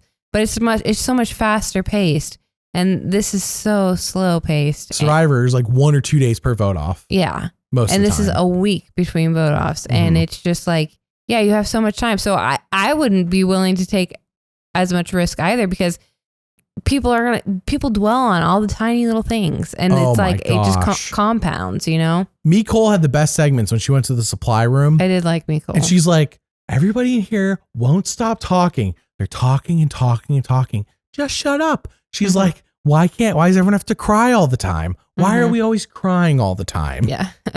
Endless crying. Like, I'm like, Mecole's channeling you and I watching the show. Like, basically. Yeah, I agree with you, Mecole. And she did that again later on where she's like, everybody in their funky butts, farting here, farting there. Mecole, even though apparently she wasn't a very good player, I mean, she didn't seem like she sat on her hands. She didn't get any alliances except for Felicia kind of towards the end. Yeah, but yeah. Felicia offered her a final 2 and she's like, yeah, sure. Yeah. Yeah, she didn't really like approach people that we saw or talk to people about strategy. She just was. But the edited segments we got of her were gold fun. Because she would go off about how annoyed she is by everybody. Yeah. So once Jared goes in that zombie week. Oh, so my solution to and this is not my solution. Other people have said this. Solution to the voting conundrum of why it's always unanimous is because it's not really anonymous. If it was anonymous, like Julie just says, blah, blah, blah is evicted. However she wants to lead into that. So there's drama. Just don't say the vote count. Don't say in a vote of blah, blah. Because even on Survivor, he doesn't go in a vote of 5-2, blah, blah, blah has been evicted. But he reads all the votes. He doesn't read all the votes. Even what we saw recently in Survivor, I don't want to date this podcast too much. There was like not everyone voted because one person didn't vote. So like you don't actually know the vote count. Sure, you can guess, but they only read enough votes to let you know you've been evicted. It's way more obvious in Survivor though. And for some reason, though, that number of 8-0 is enough for people, or whatever the number is. It's always blank to blank to blank to blank. 3-2, well, I don't know. Is enough for people to want to sit on their hands and not go against the majority. Cirie did half of the votes that went against the majority of the season. Sure. Yeah. And she only did it like 2 or 3 times. Just because she didn't want to vote for like her son or want to vote for Izzy. Yeah. But Cirie was more willing to do it because Cirie knows she can get out of that. Or she can explain why she's like, I didn't like, it was worth Izzy all game. Like, I'm not, I like Izzy. People are like, okay, it's fine. It's fine. Because she just has a really good way of saying it. Yeah. She's really good at that social game. But I think the solution is just not to say the number. And then people, I think, would be more willing to take a shot. Like, who do I really want to vote for? Not who do I want to vote for knowing that the number is going to be revealed and everybody's going to be mad trying to figure out who the 1 or 2 votes against this person. It's not a bad solution. Yeah. Well, if they just tried it for a season and told them from the beginning, here, we're doing this season, just 1 season. I wonder how that would go. It could make a world, like we as an audience would know. We would still see everyone vote. We would get the count. The players, all they need to know is who's evicted. They only need to know the count. Just 1 season of trying that. I wonder what difference that would make in terms of people and their willingness to take a shot. Yeah.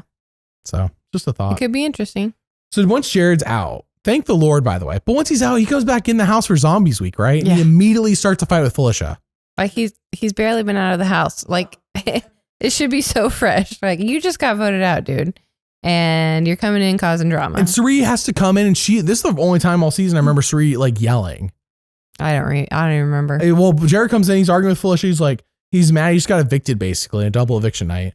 And then Cirie comes in And it's like But she was yelling at Felicia. I know. Yeah. No, she wasn't gonna yell at Jared. God forbid. Even though he's the one who needs to be yelled at. I was trying to imagine her yelling at Jared. I'm like, I don't remember this, but yeah. Remember? I mean, I'm just saying, if she yelled at Jared, that actually might have helped her a lot. It might have, because Felicia kept turning on her over and over and over again. Yeah, but yeah, I don't know. Her yelling at Jared might actually done a lot of good for everyone, including Jared. Yeah.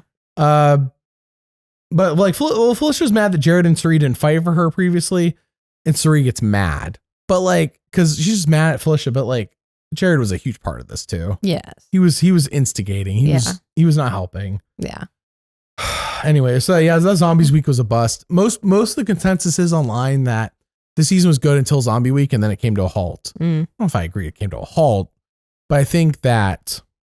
Well, after that, Jag and his alliance kind of took over. Yeah. Even though Cameron was back in the house, he was obviously targeted every week until he went home.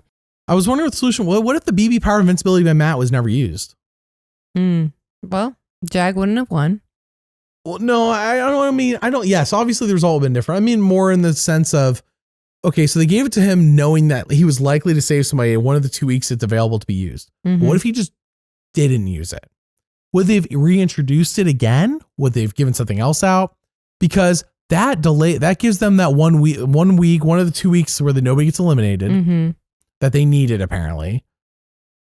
In fact, that power could have come from the whole. I mean, I say Zombie Weeks probably would have been truncated, but maybe it was there the whole time because they already knew they were going to lose a day that week or something on the show. But maybe this came in because of Luke. Maybe getting expelled. But what I'm saying is that what if he didn't use it and then Jag gets eliminated? The numbers dwindle faster. How are they going to delay the numbers getting dwindled faster? If this didn't happen, double eviction. Do one less double eviction. Yeah, I guess that would have been. Yeah, the double evictions were fun, except for one double eviction ended up just being like a single eviction that took place a week later because of the zombie twist. Yeah. Basically. So it wasn't even a double eviction. The only real double eviction was near the end when they got rid of America and then Blue. The speed they got rid of, the speed we went from Final 7 to Final 2 was great, by the way. In a matter of like 2 weeks, we went from Final 7 to Final 2. I'm like, yeah. Could have been like this the whole season. That would be fine. If the cast was 20 from the beginning, we could have had like 3 more double evictions. That'd been great. Double eviction night was the best. I like when we're just eliminating people fast. Or it could just be, 30 days instead of 100 days. No. I understand financially why especially with the actor strike. That's why this whole season was delayed. We didn't even talk about that. The actor strike delayed the season. And that's why I went to November instead of its usual ending in September.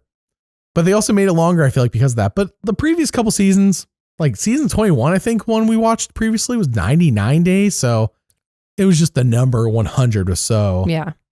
It was too much. They couldn't pass it up, I guess. That's interesting that it's different days each season. Yeah, it's not like Survivor. Yeah. I think it's more based on the scheduling, is my guess. Why would the writer strike?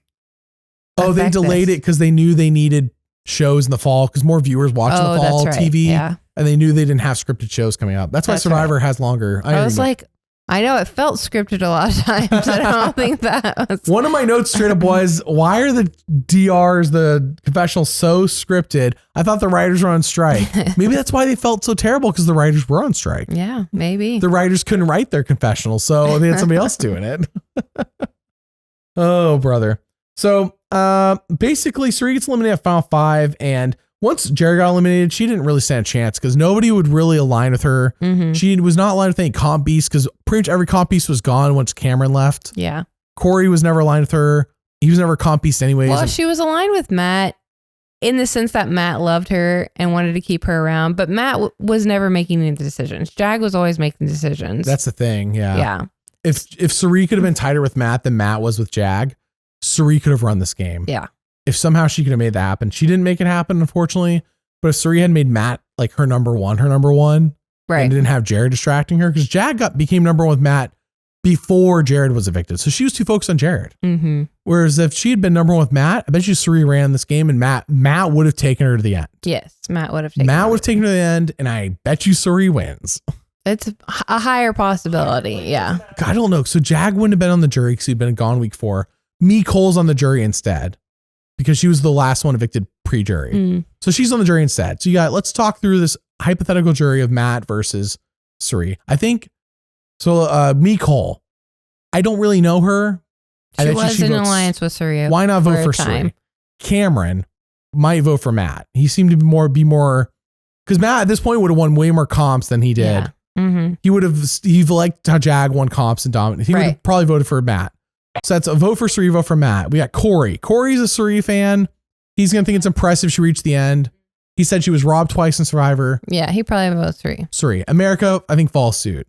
That's 3 votes, 3 out of 7. And then Felicia would have voted Cirie. I think Felicia actually votes Matt. Oh, really? I think Felicia, I know like maybe she votes for Cirie. I think she liked, I don't know. I think she liked Matt. I don't know. I can't say for sure she votes Cirie. She probably does. Yeah. Who are the other people? So we have Bowie Jane, because somehow Bowie Jane is final. I mean, because if Cirie goes to the end with Bowie Jane and Matt, I don't think she cares who she's sitting next to. Yeah. She would have sat next to Bowie Jane. She wouldn't have kept Matt. Bowie Jane voted for Jag in the actual season. So in this case, would she voted for Matt or Cirie? Probably Matt, because she was hurt by Cirie's move weeks ago and she was with Matt and Jag the rest of the game. Well, remember, hypothetically in this situation, Cirie has replaced Jag and become Matt's number 1. And she took Bowie Jane to final 3. Yeah, but they would have recovered somewhat, but you're right. At no point did Matt ever burn Bowie Jane. Yeah. Who's the other jurors? Cirie, we have Me Cole, Cameron, Corey, America, Felicia, Bowie Jane. I'm missing one. Blue votes Cirie. Yes. She wouldn't have kept that secret all season. Mm-hmm. She wouldn't have kept that secret all season otherwise. So yeah. Thank you for reminding me. Okay. So let's talk about the finale. Well, I know you missed this, but the part 1, though they do a 3-part HOH.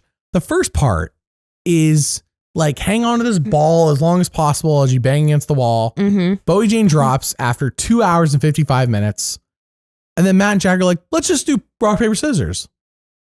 It's like I can't believe somebody had to plan out this challenge, everything just for it to end in paper, rock, scissors. Yeah. Like, this what's supposed to be a dramatic challenge for like who really wants the most. Okay. So Matt wins paper, rock, scissors.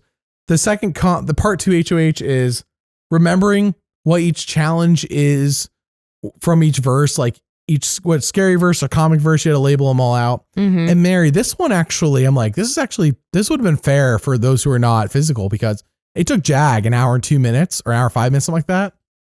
But like, it wasn't a physical comp. It was like a room where like you had a zip line from each, which is nothing. Yeah. You had a zip line from each of them. But like, if you had, it was more memory and figuring out a problem. So like, this is one that's like a Cirie or Felicia could have won. Mm-hmm. Had they been there. Right. But Jag wins it because Bowie Jane takes an hour and a half. He only takes an hour and 5. And then part 3 is how well do you know the jurors? Him and Matt get all the same questions correct, except for one. And then you do a tiebreaker, guessing how many minutes the first part of the HOH lasted. Matt guessed, I think around 2 hours, 2 hours, 20 minutes. And Jag guessed like something. He guessed closer. Jag won. Right. So yeah, Jag wins. That was the tiebreaker. Evicts Bowie Jane. Mm-hmm. Everyone's shocked. The jury even guessed that Jag was on his way out the door. They're like, because they didn't know who won final HOH. Right. They're like, out of the final 3, who do you think's coming in? Who do you think's coming out here? And they're like, Jag. I don't think they said Matt. I think they said Jag. And then when Bowie Jane wants out, they're like, why would Bowie Jane be here? Yeah, you're right. Logically, she shouldn't have. Yeah. And I think they were hoping Matt would beat Jag. But you still have to vote for him in the end. Then in their final tribal council, or whatever it's called in the show, the final jury segment, Mary, they ask Matt questions. And Matt's like, I like worked with Jag, and like the best thing I did all game was save Jag, and we're a team. So like we did everything together. Mm-hmm. That was like Matt's basic answers to everything. Yeah. Like, oh no, Matt. Yeah. And then Jag's like, I'm going to try to do this in the way Jag did it. Answering questions. I'm going to go off mic so I don't hurt everyone's ears. I killed all of you. The blood of your children is on my hand, and you will vote for me to win because I deserve it. And it's like, holy cow. Is there such a thing as overselling your game? Like I've seen people like claim too much on Survivor, but like this was, everything he said was accurate. It was the way he described it was too much. Yeah. Like he wasn't delusional, like Coach trying to describe things he did that he never really did. he was accurate. He just like the way he was like going off. Like Jag came too hard. Yeah. Which was weird because Jag didn't talk like that the rest of the season. When do they vote for? Because their keys were already in the boxes. When Mary came in, they were. Yeah. It was after the question. It was right before. They do it after they answer questions. They then each go up while putting their hand over the key, covering up the name so nobody could see. Yeah. And they would give a comment to the two and say, so like when they give their comments, you knew Cameron's voting for Jag because he's like, I'm giving my vote to the person I promised a month ago. We already knew that was Jag. Cirie says, I'm voting for the person who is the kindest or something like Matt. Like but then some of them were like Blue's like kitty kitty purr purr meow meow, and it's like who is that? Like Blue is too caught up all season like saying catchphrases. Yes, we didn't really talk about Blue, but I mean talk about somebody who was just there to be on camera. She was a fun person. She was a character. Yeah, there we go. I don't know what else to say, but anyways, so Jag wins 5-2. Cameron wins America's Favorite Player, which I almost wonder, was it rigged to make sure Cirie, like you couldn't have a survivor win Big Brother's favorite player, could they? Could they make Cirie not win? I definitely think that Cameron, I told you I would have voted for Cameron over Cirie. That's wild. I liked Cameron. Yeah. And I was kind of sad he went out as early as he did. But I mean, I don't think a lot of, even if you're a Big Brother fan, and sure you may know who Cirie is, like, I don't think you're going to vote for her as your favorite player because what did she really do except, she didn't even really care about the game for the last half. So that's my opinion. I definitely was not surprised when Cameron won.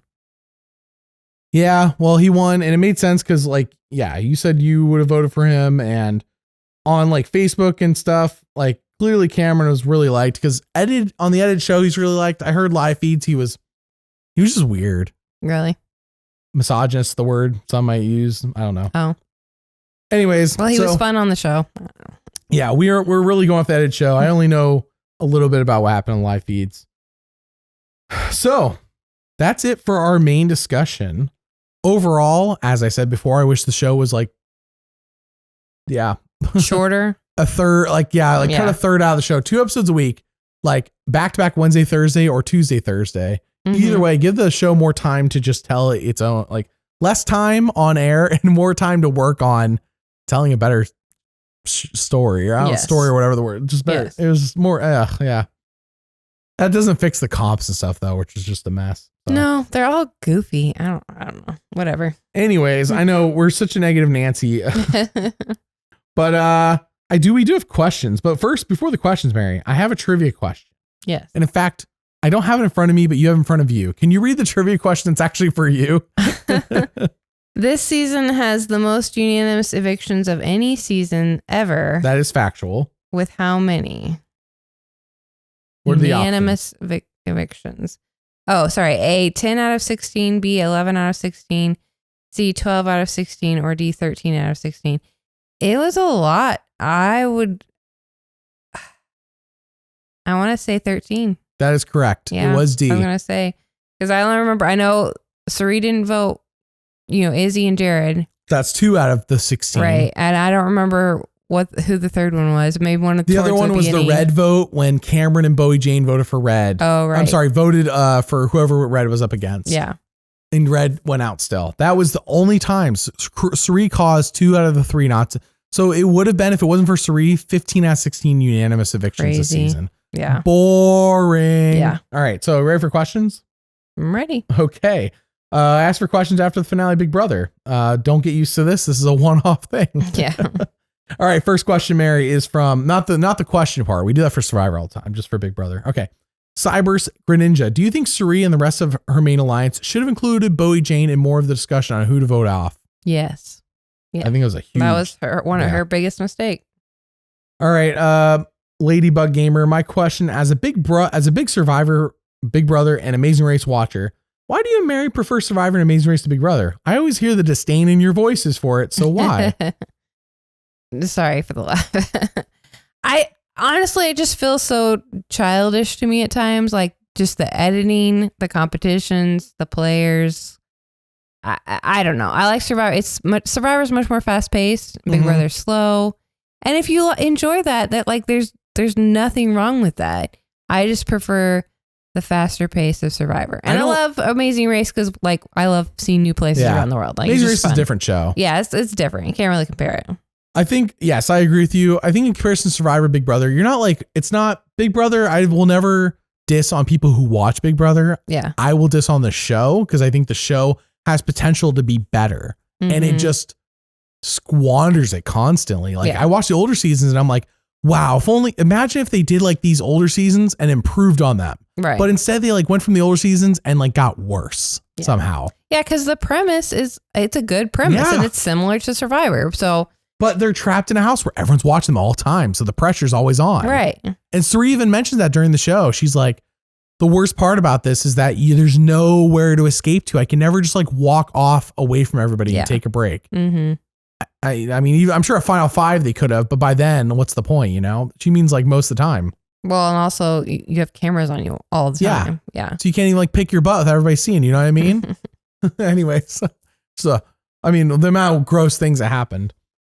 But anyways, so I think that Survivor has a huge benefit of, because Survivor, I believe if it was not live feeds, but if it was edited as it went and shown on TV, would probably be a much worse show. Yeah. Survivor benefits greatly from shooting it in advance, knowing in advance what happens and editing it. Because right before the premiere, there was an interview with Matt Van Wagen from Survivor. And he says, we have about 5 episodes done in the can, ready to like go on air. Mm-hmm. And that's before the premiere. Yeah. So they don't even have all 13 done. Yeah. You know, that's how much time they take. Whereas they finished filming that show back in May. Yeah, that's crazy. You know what I mean? Or like June, somewhere like that. Mm-hmm. They've had months and months, but they like take their time and because they have time. Big Brother doesn't have time. And I don't blame people who actually do the editing. I blame whoever's in charge of the creative decision making because that's who is driving this to be this way. So if only the premise was not squandered on. It's such a good premise and it feels like the potential's there and sometimes you can see it. There are times like, So anyways, next question is from, I believe it says PKMN. I think it's Pokemon. Pokemon Chat Official asks, what would it take for Mary to watch another full season of Big Brother? Someone telling me it's a good season. Like something Wesley's already watched, I guess. Or maybe Big Brother 10 apparently is a really good season, Mary. Have you watched it? No. Oh, okay. I was gonna say, like, if there was a season that somebody really recommended. Apparently Big Brother 10's like the best season. And it's all newbies. And it's only 70 days. Yeah. Or I would watch a season you went on. Yeah, that's not gonna happen. I think the reality is I would be more willing to watch our season. I'd be willing to watch a season if it was like a shortened season. Like, let's say they want to do a whole season in a month. Mm-hmm. Like down for that. Even a month and a half. I'd be like, sure. Yeah, 6 weeks, fine. Yeah. Great. Yeah. Or if they did like a Big Brother versus Survivor, like half the house is Survivor. Oh, that'd be cool. I would watch that. And I'd watch, even if it was 100 days, I would watch. I'd be way more interested. I'm afraid Big Brother would run the game. I don't know though. Because Survivor, I feel like socially they're probably better, but Big Brother, it's those comps, man. Yeah. It's those comps. So it's like, who's going to win the comps? So anyways, I would watch that. I don't know if they would ever do that, but even if it was like a shortened season, I think that'd be most ideal. Like an in-between season, 6 weeks, Survivor versus Big Brother. You know, they'd air it in like January, February. Because they've done Celebrity Big Brother where it's only like a month. Do Survivor versus Big Brother. 39 days. I would watch that. 39 days. 18 players, 1 Big Brother house. You know, I'd watch that. That'd be fun. Yep. Would definitely. And I would be on board. They can do all their cheesy stuff, but I know it's only for a limited time. Next question is from Happily Ever After. Out of all the Big Brother 25 house guests, who would any even have the slightest chance of winning Survivor? I assume outside of Cirie. Who has a good chance of winning Survivor coming from this cast? I actually think Jag would be fine on Survivor. I really do. Yeah. Cameron apparently was terrible socially, so he wouldn't win. Right. So we're talking about whose chance of winning. Would Matt win? Probably not, because he wasn't willing to do his own game and own his game. Bowie Jane sat on her hands, not her. Felicia, no. I mean, Felicia would be fun. I just don't think Felicia would win. Yeah, I think Jag would be fine. I would like to see Corey and or America. Corey and America would be good. Yeah, would be good. Blue, no. No. I think Cameron would be fine on the show. I just don't think he would win. No. Mikol, no. I'm like running through the cast. Heisem went out too soon. Heisem would not win, I don't think. but he'd be fun. So the best chance at winning, Jag, Corey America. Yeah. Top of my head. Mm-hmm. Top of my head. But I think other people would do well in certain aspects. So next question is from, also Happily Ever After. What are your thoughts on Cirie saying that Big Brother is harder than Survivor? I think Cirie is really good at telling people what they want to hear. Next question from Jungle Side. Would you consider doing any story videos on Big Brother like you've done for the past Survivor contestants? Yes, Jungle Side. I am doing a Cirie Big Brother video. It will be on Patreon next week. Patreon's free to sign up for, by the way, for everyone, though there are multiple tiers that give you more benefits the more you upgrade. I will not do more Big Brother videos beyond, like, this is it. There's just the one about Cirie and that's it. The only way I do more Big Brother is if another Survivor player went on. Yeah. Or I might, and this is a very off chance, there are people who have been on Survivor, gone Big Brother, who are on Big Brother and then won Survivor, but only one of them is of any note. Hayden, who was on season 27 of Survivor, because he won Big Brother 12. So like, I might do his, but don't hold your breath and don't ask about it. Right. Might depends on how I feel. There's no logic to it. All right. So next question is from the Aki plant. Kitty kitty purr or boots down?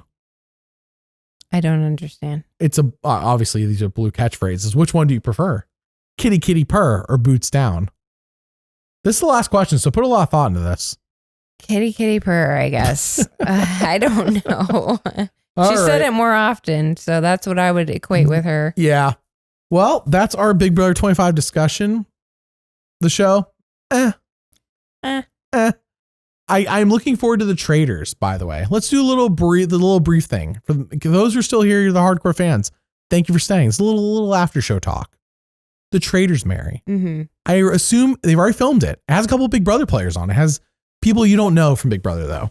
Okay. However, it also has Parvati and Sandra. Oh, yeah. Season 2, I assume January like it was last year.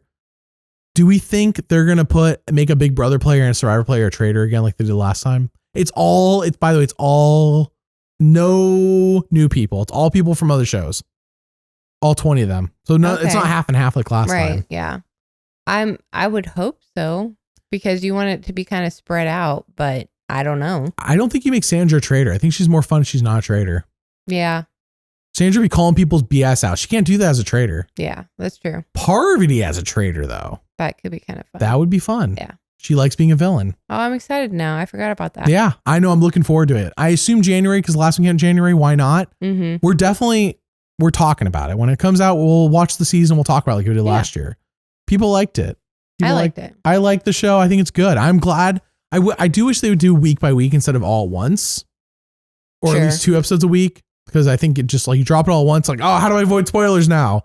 Because people reveal spoilers 2 days after, and it's like I haven't been able to watch all 10 episodes yet.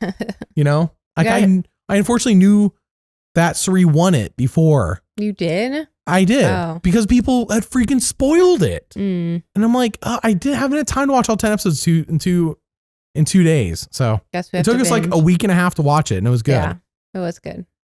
So I'm hoping that they change the release so I can watch it without being spoiled, but we'll see.